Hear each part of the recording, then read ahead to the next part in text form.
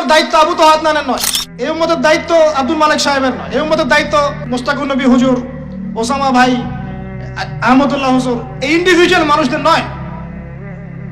একজন ব্যক্তির উপরে, কয়েকজন ব্যক্তির উপরে আপনি দায়িত্ব চাপাই দিতে পারবেন না। উম্মার প্রত্যেকটা ব্যক্তির দায়িত্ব আছে এই উম্মাকে বিজয়ী করার জন্য।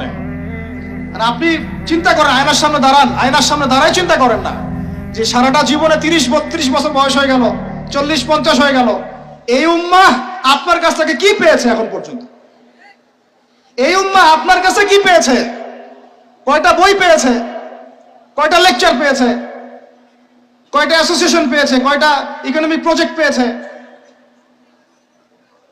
কয়টা জামা, কয়টা ইমারা, কয়টা দাওয়া, কয়টা মসজিদ, কয়টা মাদ্রাসা, কি পেয়েছে উম্মাহ আপনার কাছে?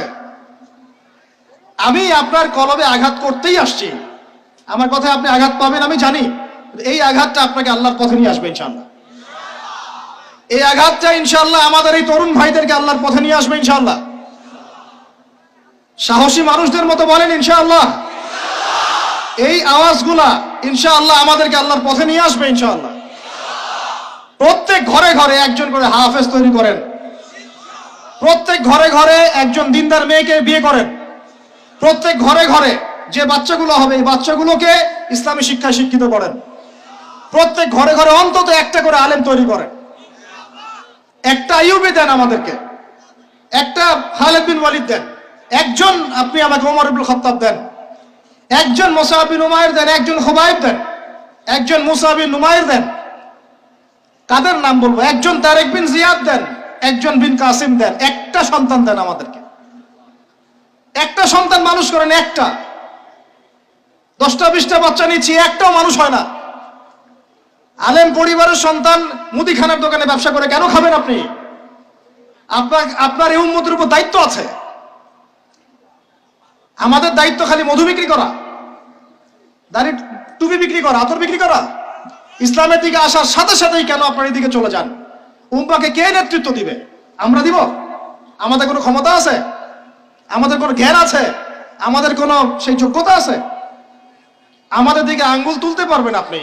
কারণ আল্লাহর কসম, আল্লাহর জমিনে সবচেয়ে গুনাহগার বান্দা আমরাই।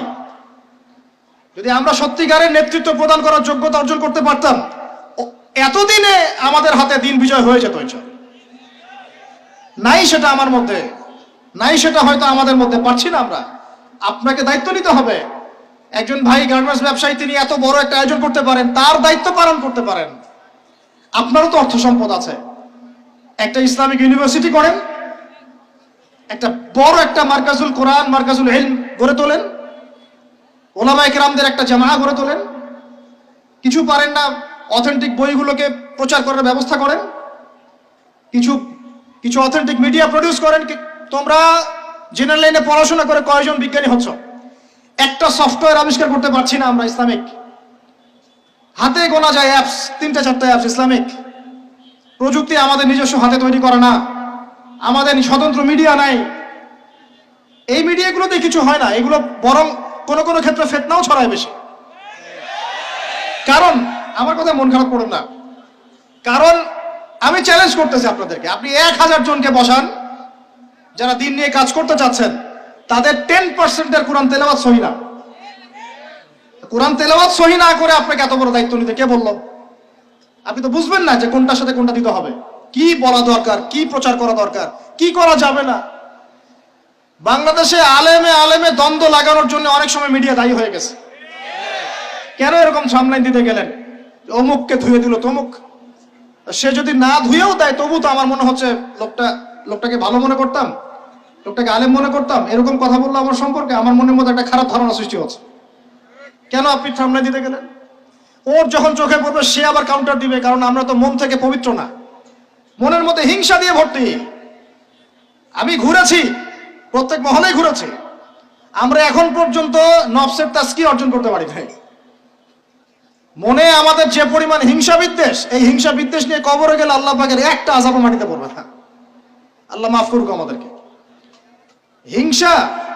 হিংসা নিয়ে যদি মানুষ পরকালে যায়, নেক আমলগুলা আগুনের মতো খেয়ে ফেলবে, নবী সাল্লাল্লাহু আলাইহি ওয়াসাল্লাম বলেছেন। আমরা এটাকে ফরজ করে নিয়েছি নিজেদের মধ্যে। ভাই, আপনারও তো যোগ্যতা আছে, আপনারও তো কিছু করার আছে।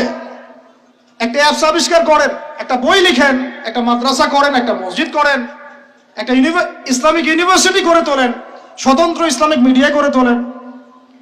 সবচেয়ে বড় কথা, কাজ যেগুলো হয় সেগুলো বিক্ষিপ্ত হয়ে যায়। এগুলো কোনো একটা সূত্রে গাঁথা না।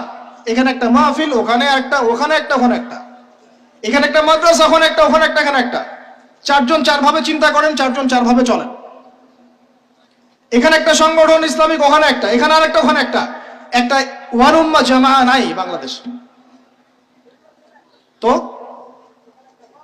আপনারা বলেন না আমাকে, এই উম্মাহকে কিভাবে আমরা বিজয় নিয়ে যাব?